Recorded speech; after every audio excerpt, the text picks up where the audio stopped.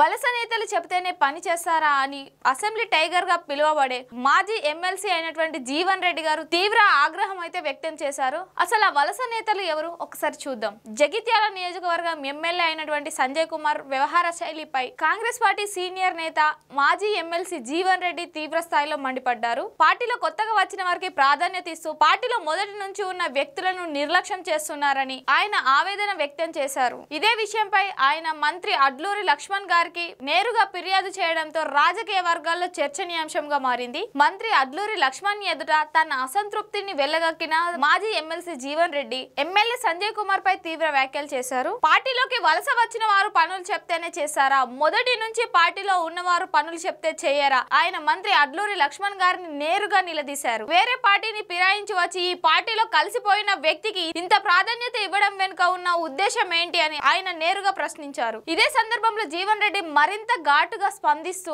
ఆయనకు 10 ఏళ్లు దోచుకున్న అనుభవం ఉంది కనుక ఆయన మాటలు వింటారా అంటూ ఎమ్మెల్యే సంజయ్ కుమార్ ను ఉద్దేశించి తీవ్రమైన ఆరోపణలు అయితే చేశారు. కాంగ్రెస్ పార్టీ అధిష్టానం పార్టీ ఫిరాయించి వచ్చిన వ్యక్తులకు పెద్దపీట వేయాలని ఏమైనా నిబంధన పెట్టుకున్నారా అంటూ ఆయన తీవ్ర స్థాయిలో మండిపడ్డారు. అసలు కాంగ్రెస్ పార్టీ సిద్ధాంతం ఏంటో తనకు అర్థం కావడం లేదంటూ మాట్లాడారు. మొదటి నుంచి కాంగ్రెస్ పార్టీని నమ్ముకొని పార్టీలో ఉన్న తమలాంటి సీనియర్ నాయకులను పట్టించుకోవడం లేదని ఆయన తీవ్రమైన ఆవేదన వ్యక్తం చేశారు.